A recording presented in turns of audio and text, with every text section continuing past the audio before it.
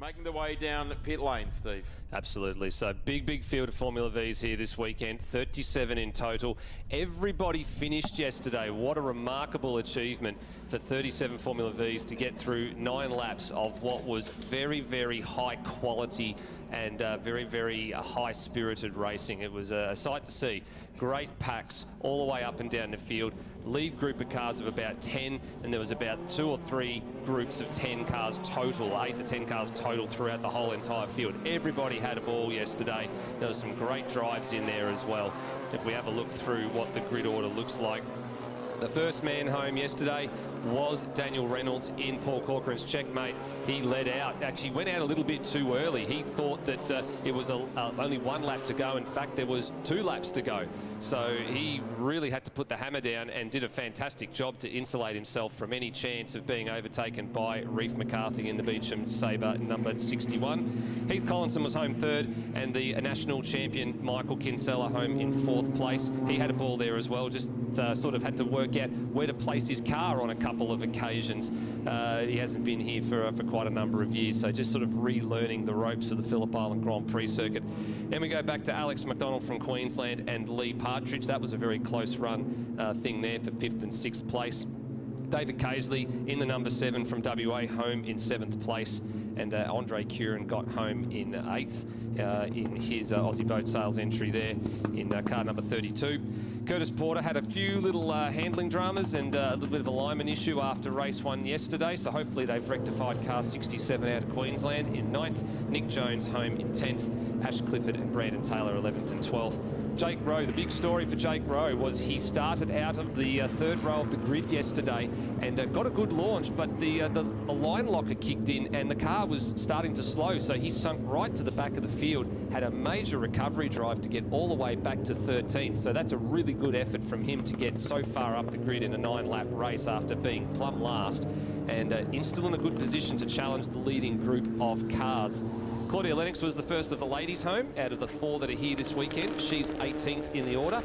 And another great drive from the rear of the grid was Brock Hamilton. Started 37th and last after having a little bit of a contact situation in qualifying, pulling the car over, getting that rectified and starting last and driving all the way through to 22nd. So he was very pleased with his efforts yesterday. Hopefully got a little bit more in store for some of the drivers that are in that mid-pack that had a good fight yesterday. So Rod Lisson from WA, Brodie Nunn and Ed Lawrence from Queensland, Paul Martoni from WA. All those drivers were in that middle group of cars along with Darren Power, Claudia Lennox, and Charlie Richardson and Ken Philby to a degree. They're the ones that Brock's hoping to try and catch up to and really make that midfield a really tight fight. As we look down the rest of the order, it goes on and on and on. And then the last of the cars there, you can see there, Greg Johnson from the ACT. He's in one of the 1200 class cars this weekend. There's only 2 of them in the field.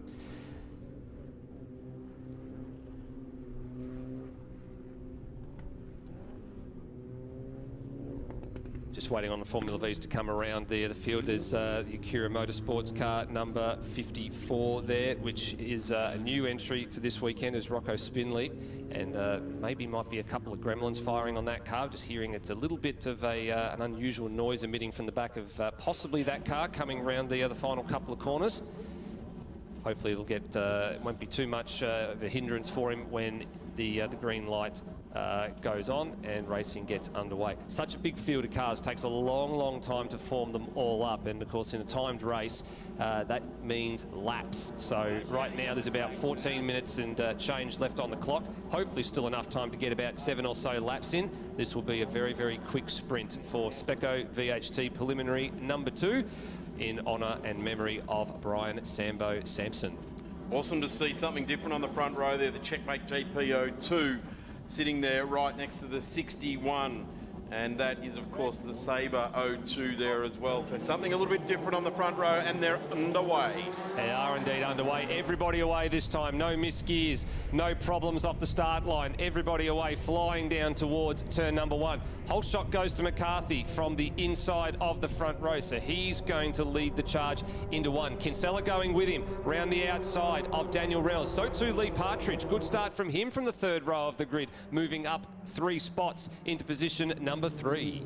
Lee Partridge getting a really good start there, coming off the third row of the grid. He's made up a couple of good spots early on there. So Sophie underneath him, performing well so far. The checkmate right in front of his nose cone there. Be getting a good look at the gearbox in the back of the car in front there. The checkmate, a different shaped car, definitely a revolutionary type of change there. But have a look at him down the inside, looks in, gives it a bit of a shot, and they align up. The Black Angus car coming through there as well. Good start for David Casely too. He's picked up 2 spots up to position number 5 ahead of Heath Collinson, who's in his last race weekend for some time. Heath Collinson is going over to Japan for a little bit, and there's a little bit of news developing out of the JRD stable with regards to next year, which we'll talk about in a little bit.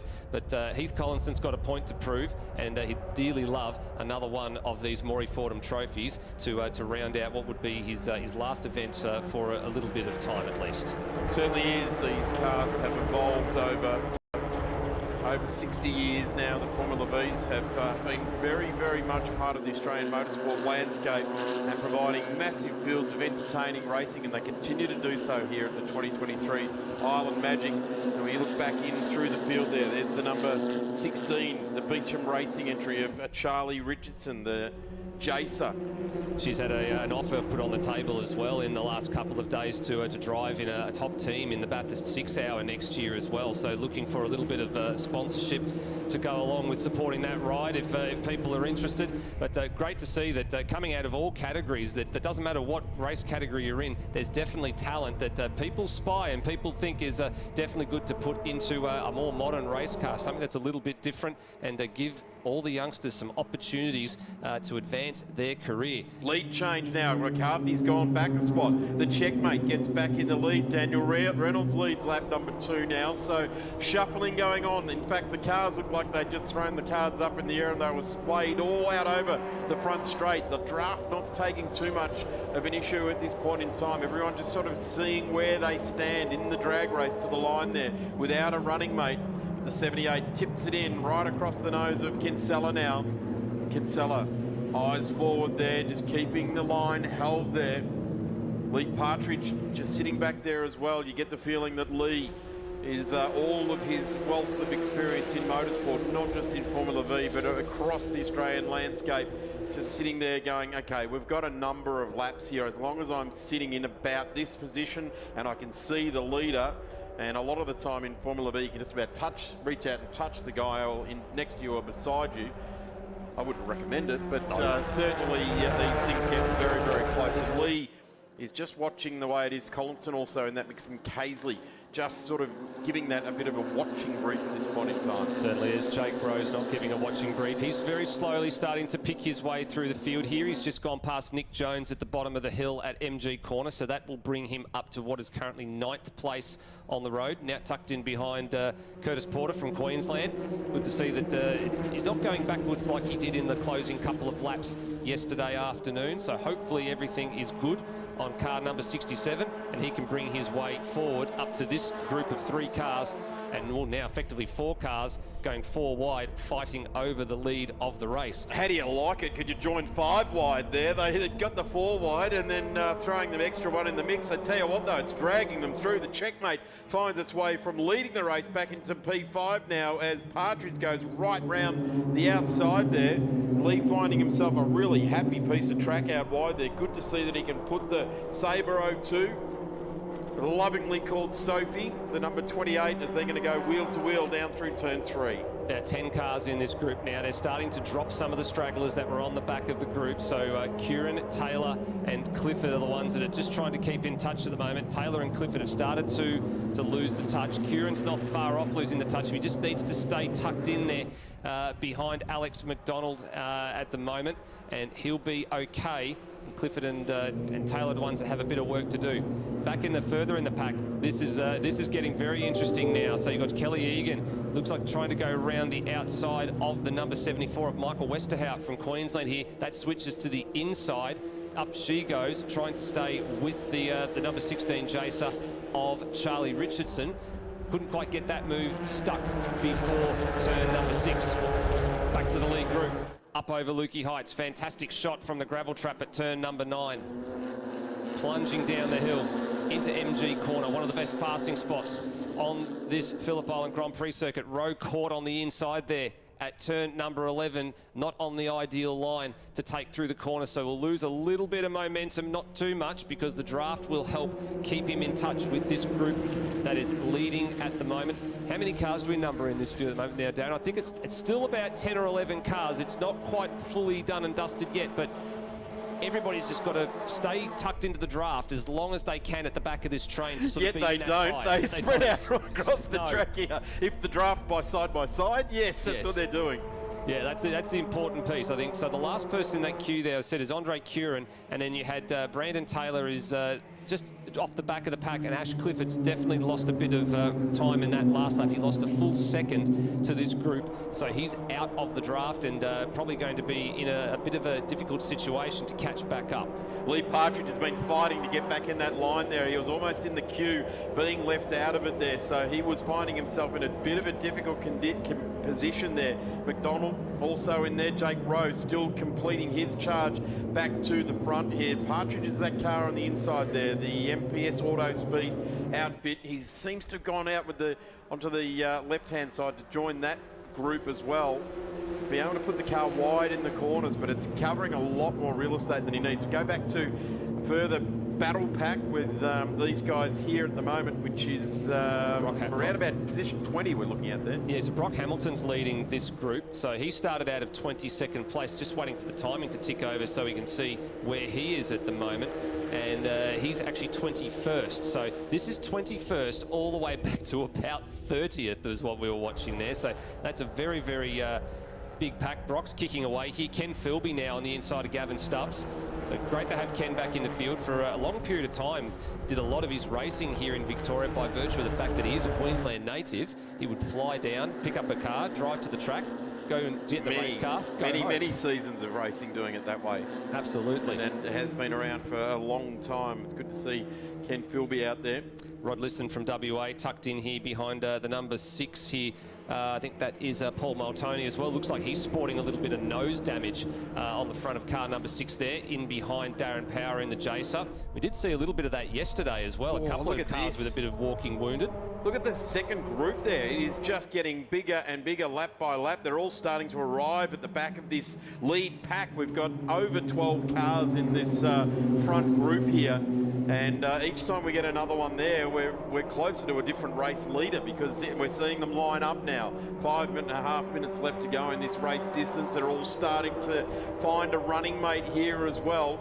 It's been Lee Partridge that's been trying to run his own line now, and at the moment Lee's just slowly going backwards here. He needs to get back in the lineup here. He was up to 4th, and Lee now finds himself down in 6th place there in the Sabre, but he's looking for someone to go with him. He's alone again on the inside there, so he's putting his nose out there trying to run his own race, and at the moment it's just seemed just a couple of people ticking off. Did someone exit stage right there, exiting Siberia? Yes, there was. There's someone kicked up some dust. It's McCarthy. Reef McCarthy with a big mistake as he made contact with somebody. He exited stage right out of Siberia in a great hurry, and he was running second in the order, so not sure if he dropped a wheel or something off the back side of the curb at Siberia. A few drivers were really chucking it in hard. You could see the rears were trying to overtake the fronts. There was some opposite lock going on. McCarthy's had a moment. He's now out of this lead group of cars, and that is crucial when it comes to the Australian Series, because he was one of 3 drivers coming in to make it. He's out of business. He's pulled into the infield at turn 8, so big news for McCarthy. He's not going to finish this race. If they can get that Sabre going again, he'll start from the rear. Let's have another look. Check it out at the start, at the top of the shot. Off to the right-hand side. There he goes. You can't see it. He just disappeared off to the right-hand side. Very quick, wasn't it? Went out there like a pinball machine flipper. Back to the lead of this race. This is the business end of things. Heath Collinson streams through into the lead. This is the dream that we were talking about. Steve, you iterated on his career off overseas, and certainly streams into the lead of this race with 3.5 minutes left to go. He knows as well as any of them, you don't actually want to lead at this point in time. He's just feeling his way, getting a bit of clean air. there, and we'll probably see him just ease himself back into the clutches of these two behind him here at the moment. But Daniel Reynolds just wants to lead this race. Obviously, the checkmate works better in an open air. The 35 looks down the inside as well. Kinsella just surrendering that spot to Heath Collinson. And just watching back there as well, Lee Partridge is back in the mix. Here's another replay. This is what happened at the turn 6, I think. Oh, it was contact. Wheels up, over and under. So who was that with? I'm wondering if that might have been with David Casely, potentially, as Jake Rose moved up to 4th. But yeah, that's a very, very awkward contact situation there out of turn number 6. Need a bit more of some onboard footage, I think, to work through those particulars and figure out what happened. Certainly when these cars contact wheel to wheel, they do go over the top of each other. That is what happened. The car went up in the air as we saw that occur.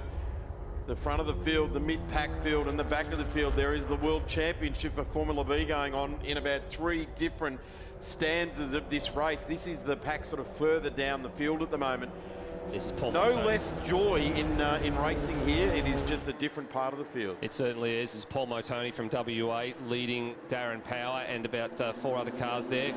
Malachi Windsor in there battling with Claudia Lennox. That's the car we were talking about before the race got underway, about the puzzle pieces and promoting the awareness for autism. That is the car in question. Whoa, look at this. They're going to go 4 wide as well. The one that's left off the back there, that is Lee Partridge as well. He has been just held out there. Jake Rowe flies into the mix here, into 3 or 4. Is it 5th? No, it's 3. I say the position and it's changed as they come up to turn number 2. Rowe just got the fastest lap of the race as well, into the 52s, into a 52.8 in the toe. Got a big, big toe down the front straight. Likewise, David Casely, he set a 52. Partridge set a 52. Porter and Jones have set their quickest laps as well, but they're a couple of car lengths back of this group. There they are in the back of shot. So the more that this first group of 6 cars continues to fight and argue, they're going to bring the balance of that pack that was together for the opening couple of laps back into the picture. Boy, I tell you what, how do you like your open wheeler racing? Right now, in front of us, the Speco VHT Formula Vs. They've come from all over the country to try and get the silverware here this weekend, and it is some magnificent silverware indeed on display down in the cafeteria here in the pit and the paddock area. But boy, oh boy, have a look at this. Reynolds back in the lead.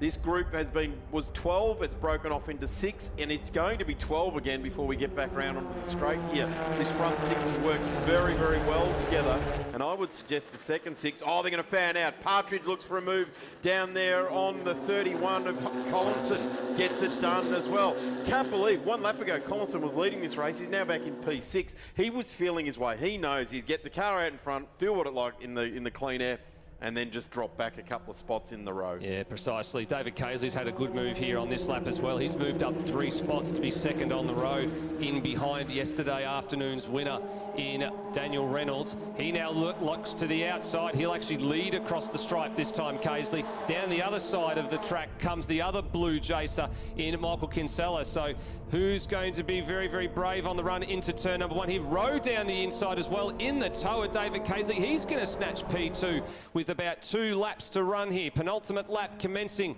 in Speco VHT preliminary number 2, and the stakes have just started to be raised just a little bit more. 2 to go, or 1 3/4 to go now. What was 6 is now 4, and then you add the next 6 on, and we've got 11, 7 there. We've got 11 in this group now, and this is just how we love it with Formula V racing here at the Phillip Island Grand Prix circuit, because this run to the flag with Rowe now challenging for the lead over Casely, turns it in, has to keep an eye out for the 35 of Kinsella there as well, but Collinson starting to weigh back on this, and there's Reynolds coming back in, and right off the back there as well, Lee Partridge joins the 6 again. He certainly does. Team WA down there in the pit paddock had all smiles this morning. So when I saw the smiles, I thought, you know what, they've got a little something up their sleeve. And right now, their lead charger is David Casely. He's going to bring them up the hill, up through turn 7, up through turn 8. Now it sweeps up to the left, going up and over the top of Lukey Heights. This is a beautiful part of the circuit. You've got to be patient, patient, patient. Get over the top of the hill.